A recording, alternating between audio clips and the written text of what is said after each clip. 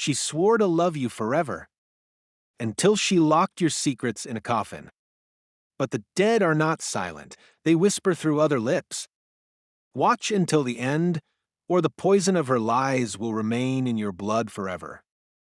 My name is Ethan Carter. At 44, I thought I had life figured out, a loving wife, a successful hospitality empire, and a son who adored me. But everything shattered 3 days ago when my parents and sister showed up at my office after 20 years of silence. Let me take you back to where it all began. 13 years ago, I was married to Amanda. We were high school sweethearts, the couple everyone envied. I built my first restaurant, Family Roots, using the name my father, Richard, suggested. But 3 years into our marriage, Amanda handed me divorce papers. No explanation, just, I'm not in love with you anymore. The next day, she vanished. My parents and sister Laura blocked me everywhere. I lost my job, my home, and nearly my mind. For months, I drowned in self-pity until my best friend, Mike, slapped sense into me. You want to prove them wrong, he said. Build something they can't ignore. That became my obsession. I swore I'd create an empire so vast, it'd erase the Carter family legacy, the same legacy my uncle Robert used to control them. I spent 4 years clawing my way up. Family Roots became a chain, then a hotel empire. I married Claire, a woman who believed in me when I didn't. We had a son, Jake. Life was good until my interview on Business Today aired. The next morning, my secretary said, "Your family's here." I thought she meant Claire and Jake. But there they stood, Richard, Laura, and my mother, Diane, smiling like ghosts from a past I'd buried. "We're so proud," Diane said, reaching to hug me. I stepped back. Their eyes flickered to the Family Roots logo behind me. "Cut the act. Why now?" I demanded. Laura glanced at Richard, who muttered, We want to be part of your success." I laughed. "You lost that right when you chose Robert over me." Their faces paled. They didn't know I'd discovered the truth. 20 years ago, Amanda had been pregnant. My family helped her hide it. Why? Because the father was my cousin Derek, Robert's golden boy. Robert threatened to disown them if they sided with me. So they erased me to keep their inheritance. When I confronted them in the lobby, Laura snapped, "You think you're self-made? We named your restaurant." I nearly lunged at her. Security dragged them out as Derek's name flashed on my phone, a taunting text, "You'll regret this." That night, I found Claire crying. "I knew about your daughter," she admitted. "Amanda told me years ago. I was scared you'd leave." My world split again. I threw her out, then smashed the Family Roots sign in my office. The lie was over. The days after Claire left blurred into a haze of rage and whiskey. My assistant, Sarah, found me sleeping in the office, surrounded by shattered glass from the Family Roots sign. "The board is threatening to vote you out," she warned. "The media's calling you unstable." I didn't care. Let them burn. Then an email arrived. "Hi, I'm Emily, Amanda's daughter. I think you're my father." Attached was a photo of a girl with my eyes. My hands shook. For 20 years, they'd hidden her. Now she was reaching out, and I had no idea if it was another trap. I hired a PI. Turns out Emily had been raised in Derek's shadow. Amanda died 2 years ago, and Derek's gambling addiction left them bankrupt. Emily dropped out of college, working at a diner to survive. "She's clean," the PI said. "No contact with your family." But trust was a luxury I'd buried long ago. The sabotage started subtly. A food critic trashed my flagship restaurant, citing health violations. Security footage later revealed Laura slipping cash to the critic. Then my CFO resigned, leaking falsified financials to the press. Stock prices plummeted. My lawyer urged restraint, but restraint died with Claire. I called a press conference. The Carters are liars, I declared, projecting Laura's bribery video. They sold their son for a legacy of greed. The crowd erupted.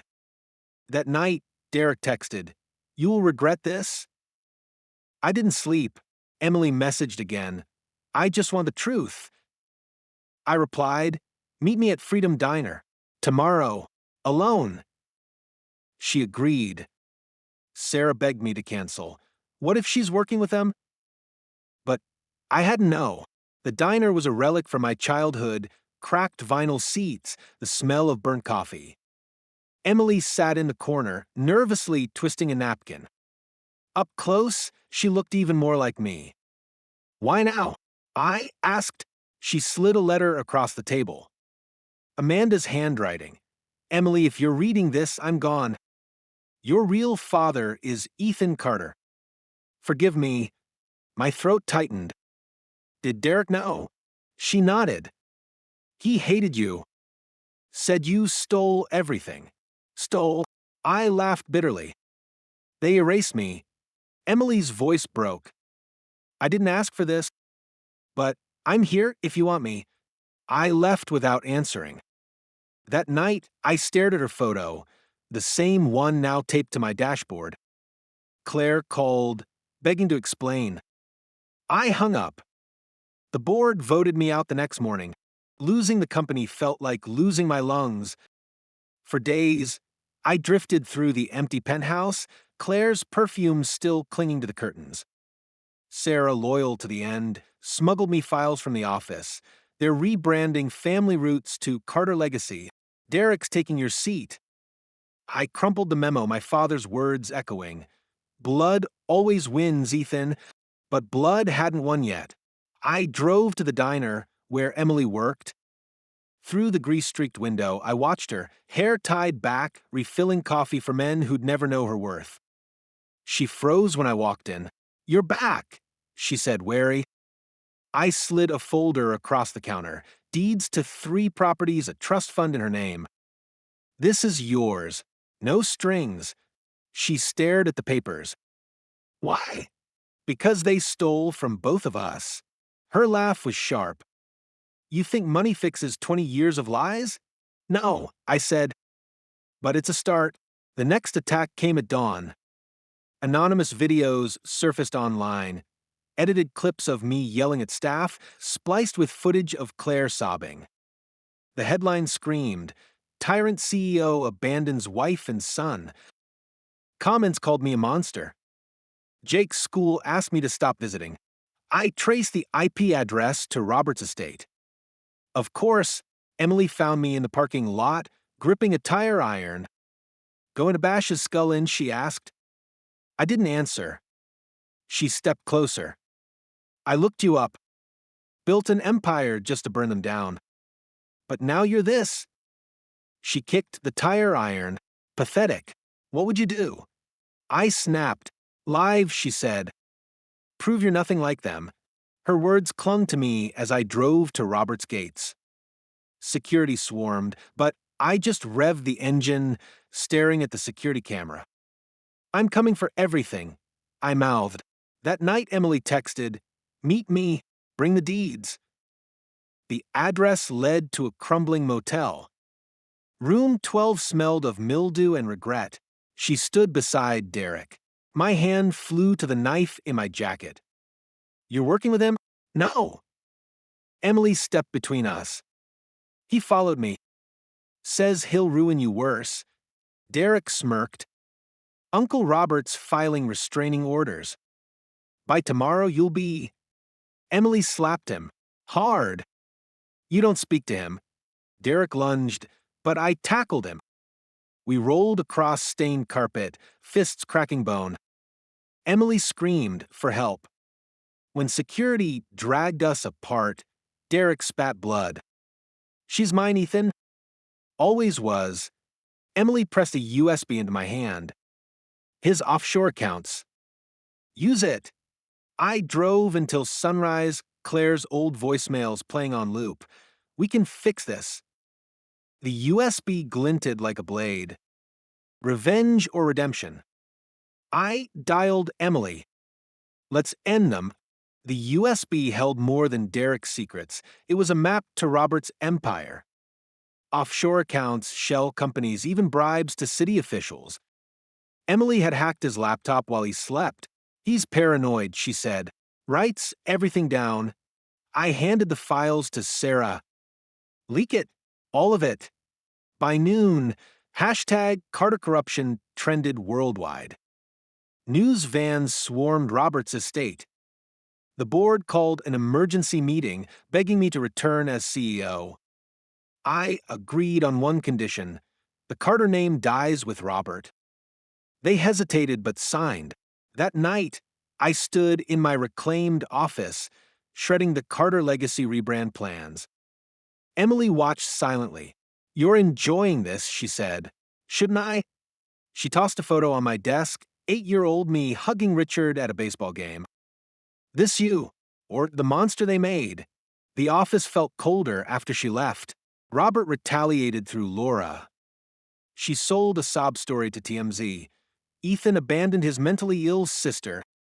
Fake medical records proved I'd institutionalized her. My inbox flooded with death threats. Claire called frantic. Jake's being bullied. They're saying you're a killer. Meet me at the safe house, I said. Safe house? She laughed bitterly. We're hiding Ethan from your war. I drove to their motel, but Jake refused to open the door. I hate you, he screamed. Claire mouthed go through the window. That night I drank alone in the office. Emily found me smashing whiskey bottles. Get up, she ordered. They're winning. Let them. She grabbed my collar. You dragged me into this. Now fight. We struck at dawn. Sarah leaked Laura's real medical history: addiction, embezzlement, a 2013 DUI that killed a cyclist. The narrative flipped. #Carter crimes began trending. Derek panicked.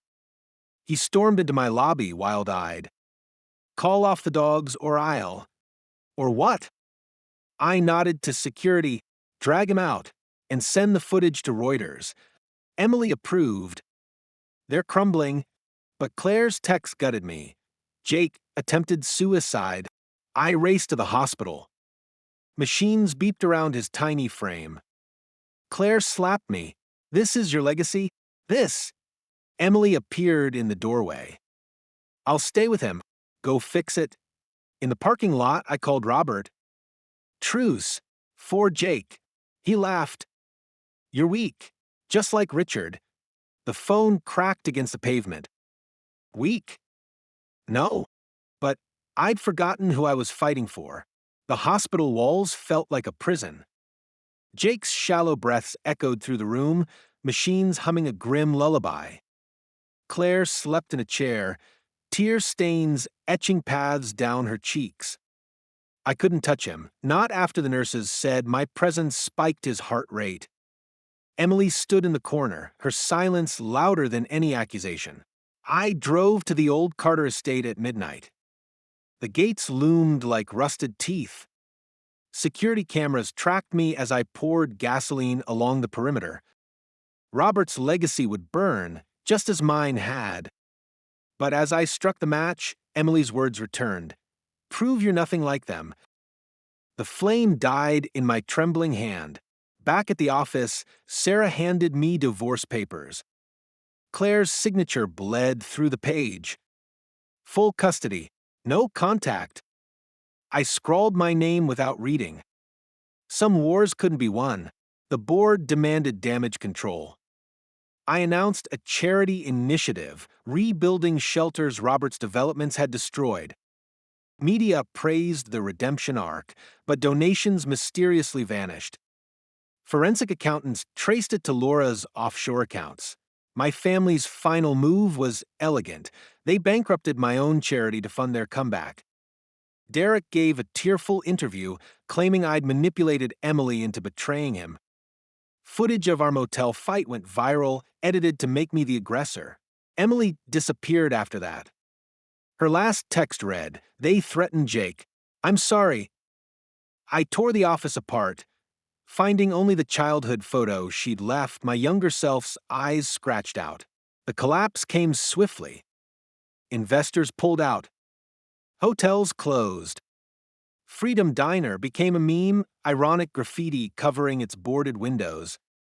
On the eve of bankruptcy, I received a package. Amanda's diary, mailed weeks before her death. Pages detailed the affair. Derek had blackmailed her into silence. He said he'd ruin Ethan, she wrote.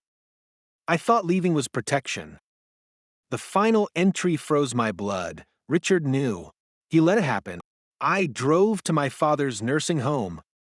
Dementia had eroded his mind, but at my name he recoiled. Should have drowned you, he rasped. Robert said blood matters. That night, I stood on the rooftop of my first hotel. Wind clawed at my suit. Below, the city glittered, a kingdom of ash.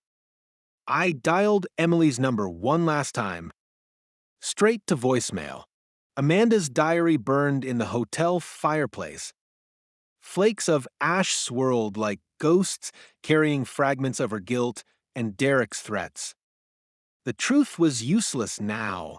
The world had already chosen its villain. My phone buzzed with a notification, Carter Empire files for bankruptcy. The headline included a photo of Robert smirking at a charity gala, Laura clinging to his arm. I packed a duffel bag, cash, burner phones, the scratched photo of Emily. Sarah intercepted me in the garage. She handed over keys to a safe house. They're watching the airports, she warned. For years, she'd been my shadow. Now, her loyalty felt like a noose. I drove until dawn, stopping only at a roadside diner. The waitress resembled Emily, same defiant tilt of the chin. I left a $500 tip and a note. Find better ghosts. The safe house was a cabin buried in redwoods miles from any town. Frost etched the windows, sealing me in silence. I traced Emily's last known location on a map, a motel near the Canadian border. Security footage from a gas station showed her with a black eye climbing into a truck with Derek. My hands shook. The Ethan from Amanda's diary would have charged in. The man I'd become just stared at the coordinates. I spent days hacking into Robert's servers, unearthing one last secret, medical records. Stage 4 pancreatic cancer. He'd hidden it for years. The news should have brought triumph. Instead, I felt nothing. Even monsters die. A package arrived. Jake stuffed bear, postmarked from Claire. No note. The scent of his shampoo lingered. I placed it on the mantel, next to Emily's photo. 2 children I'd failed. The final move was reckless. I leaked Robert's diagnosis to the press, framing it as a hoax to gain sympathy. The stock of Carter legacy plummeted. Derek, desperate, transferred assets to offshore accounts, the same ones I'd exposed months prior. Interpol froze everything. I found Emily in a bus terminal, clutching a ticket to nowhere. She flinched when I approached. They took everything, she whispered. Her wrists bore fresh bruises. We didn't speak on the drive back. She slept, head against the window, while I memorized a road. At sunrise, I pulled over and handed her the deeds from Beat 1. Take it. Disappear. What about you? I glanced at Jake's bear on the dashboard. I'm done fighting ghosts. She hesitated, then hugged me, a fleeting warmth before vanishing into the crowd. The cabin's silence was suffocating. Months had passed since Emily vanished, but her absence haunted every corner. Jake's bear gathered dust on the mantel, its glassy eyes accusing me. I traced the edges of Amanda's diary, the only relic I hadn't burned. Her words about protection felt like a curse. Protection had cost me everything. News of Robert's death arrived via a terse email. Funeral, Saturday, no flowers. The attached obituary called him a visionary. I crumpled the paper, then smoothed it. Closure demanded witnesses. The church was half empty. Laura sat up front, her designer black dress clashing with hollow cheeks. Richard's wheelchair faced the altar, his head lolling. Derek was nowhere. The casket gleamed, polished oak, too noble for a tyrant. I stood in the shadows, unrecognizable beneath a beard and borrowed grief. When the priest droned about legacy, Laura's scream split the air. Liar! He ruined us. Security dragged her out as cameras flashed. Richard soiled himself, unnoticed. I slipped away, clutching a funeral program. Robert's smirk in the photo mirrored Derek's. Some legacies rot from within. The diner was as I'd left it, graffiti-covered, reeking of stale grease. But the freedom sign still hung crookedly, defiant. I scrubbed tables until dawn, blisters replacing calluses. The first customer was a trucker. He didn't recognize me. Claire's letter arrived weeks later. Jake's asking for you. No apology, just an address. I drove through the night, memories of his laughter haunting the radio static. Their porch light flickered. Jake stood silhouetted in the doorway, taller, thinner. He didn't speak, just handed me a drawing, a man and boy fishing. Our last trip before the war. I kept it, he said. Claire watched from the kitchen, eyes guarded. I stayed on the couch, afraid to breathe. At midnight, Jake crept down, blanket in hand. We stared at infomercials, his shoulder brushing mine. No words. None needed. The reunion made headlines. Disgraced CEO flipping burgers. Paparazzi swarmed the diner. I served them burnt coffee, charging double. Emily found me mopping floors. Her hair was shorter, a scar bisecting her brow. Derek's in prison, she said. Embezzlement. We sat in the stockroom, neon light buzzing. She spoke of Mexico, a bakery she'd opened, a girlfriend who painted murals. I kept the deeds, she admitted. Sold them to fund this. She slid a photo across the table, a neon sign, Emily's Freedom Bakery. Why come back? She nodded toward the diner's lobby, where Jake laughed with Claire over milkshakes. You chose them. I chose me. At closing, I taped Amanda's diary to the wall. Let the next owner decide its worth. The diner's neon sign buzzed like a trapped wasp, casting jagged shadows over the parking lot. Inside, I arranged mismatched chairs around a table set for 5. Jake had drawn place cards, Dad, Mom, Emily, me, Grandpa. The question mark lingered. Claire hesitated at the threshold, clutching a casserole dish like a shield. You don't owe them this, she said. Richard arrived first, wheelchair squeaking. Dementia had erased his malice, leaving only confusion. He stared at Jake's drawing on the wall, the fishing trip, and mumbled, baseball? Gloves? Laura followed, reeking of vodka. Her once sharp eyes were smudged charcoal. At 7 sharp, Emily's truck rumbled in. She stepped out arm in arm with a woman whose tattoos coiled like ivy. They brought a cake. Freedom piped in crimson icing. Dinner was a pantomime. Laura spilled wine on Claire's dress, cackling at stains that wouldn't wash out. Richard gummed mashed potatoes, dribbling onto his tie. Emily's girlfriend snapped photos, capturing the absurdity. I stood abruptly, clinking a fork against glass. The room stilled. This isn't forgiveness, I said, nodding to Jake. But he deserves to know where he comes from. Even the rot. Laura hurled her plate. It shattered against Amanda's diary, still taped to the wall. You took everything. Emily stood, calm as a storm. We're leaving. Her girlfriend blew a kiss to Jake, who pocketed it like a secret. After they left, Claire scrubbed gravy from the floor. Jake knelt beside her, humming a song I didn't recognize. Richard snored in his chair, saliva pooling on freedom icing. I stepped outside. Dawn bled across the horizon. Emily's taillights winked once before vanishing. Back inside, I unpinned the funeral program from the wall. Robert's smirk dissolved under my lighter. Jake watched the ashes spiral. Can we fish tomorrow? Claire answered for me. Yes. At the grill, I scraped burnt patties into the trash. The family roots sign, salvaged from the wreckage, leaned against the dumpster. I left it there. The lake mirrored the sky, its surface unbroken except for the occasional ripple from Jake's fishing line. He sat at the edge of the dock, legs dangling, sunlight catching the freckles he'd inherited from Claire. I kept my distance, sorting tackle boxes I hadn't opened in decades. The scent of pine and stagnant water mingled, pulling memories I'd buried. Amanda's laughter here, Richard teaching me to cast a line before ambition poisoned him. Jake reeled in a small bass, its scales shimmering. He hesitated, then tossed it back. Too small, he said, not looking at me. Claire's words echoed. He's learning mercy. We didn't speak until dusk. As we packed up, Jake handed me a rusted key, found in the cabin. Says Storage Unit 12. The unit held boxes of family roots memorabilia, menus, uniforms a dusty award Robert had forged.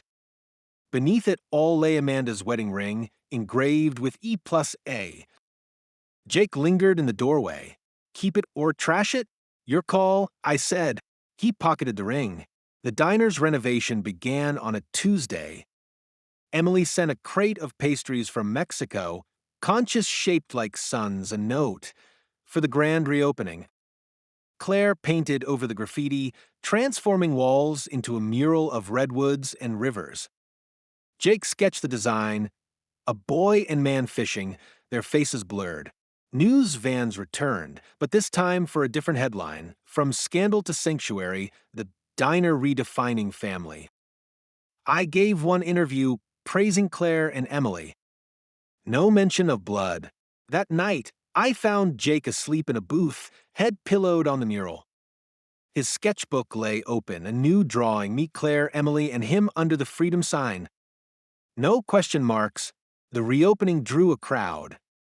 Regulars, journalists, even Sarah, now running her own cafe. Laura stumbled in, slurring about inheritance, but the crowd ignored her. Richard's vacant smile flickered under the neon until Claire wheeled him outside. At midnight, I stood alone in the stockroom. Amanda's diary was gone, donated to a women's shelter, per Jake's suggestion. The family roots sign still leaned against the dumpster, rain warping its letters. I doused it in lighter fluid. Flames leapt, painting the alley orange. Jake appeared beside me, silent. We watched until embers faded to ash. Inside, the mural glowed under new lights. Claire wiped tables, humming. Jake scrawled grand opening on the specials board, adding a sun where the O should be. I stepped behind the counter, apron stained with flour and grease. The first order came in, pancakes extra syrup. Simple, honest, mine. One story may be ending, but the excitement never stops. Don't wait, jump right into the next one and keep the thrill alive.